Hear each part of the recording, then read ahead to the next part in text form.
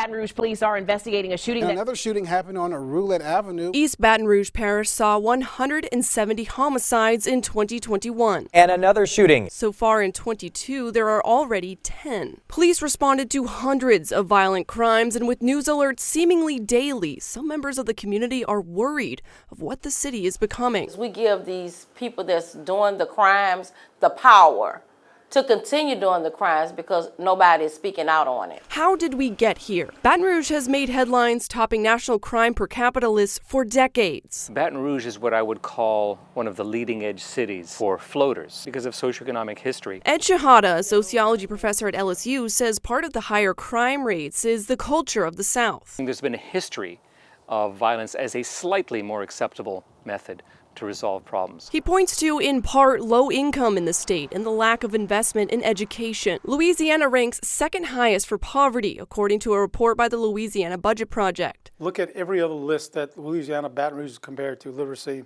poverty, all of those things. Louisiana is either at the top or the bottom of where you don't want to be. Louisiana also has a high rate of incarceration. A statewide effort to reduce that population has dropped it down to the second highest amount in the country. If locking people up worked, then Louisiana would have the lowest crime rate in the United States. So why has there been such a major spike in the last couple years? Meanwhile, 14,000 new cases of COVID-19. A global pandemic. Police patrolling, court systems, social services, those are still very restricted because of the pandemic. He says no child care, no work, and no support leads to violent crimes skyrocketing. We've seen a lot of daytime shootings, more than before, more female victims. We've also seen a closer relationship between suspects and victims. We've had more domestic violence homicides than we've ever had. Many of the conflicts that led to violence have been retaliatory over online conflicts, drugs, or domestic violence. Homicide is rarely random. What is being done? The Baton Rouge Police Department has begun training in social media to detect when an online conflict could lead to a dangerous event. And there are many valuable organizations already working hard from the ground up. Mayor President Sharon Weston Broome has launched a new effort this year with stronger ties between federal partners,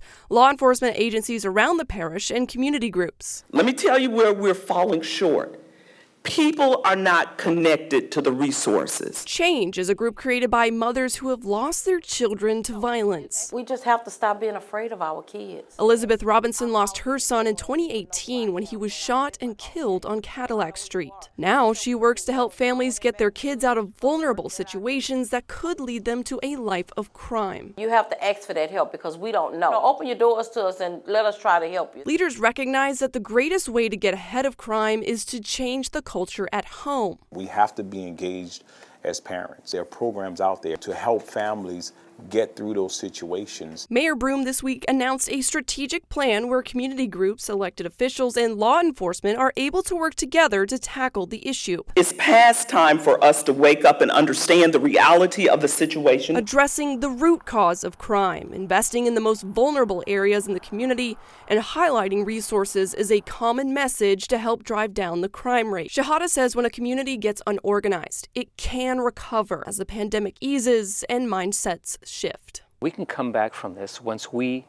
as a community, make the decision to insert ourselves back into the communities that are most vulnerable. In Baton Rouge, I'm Shannon Hecht, Fox 44 News.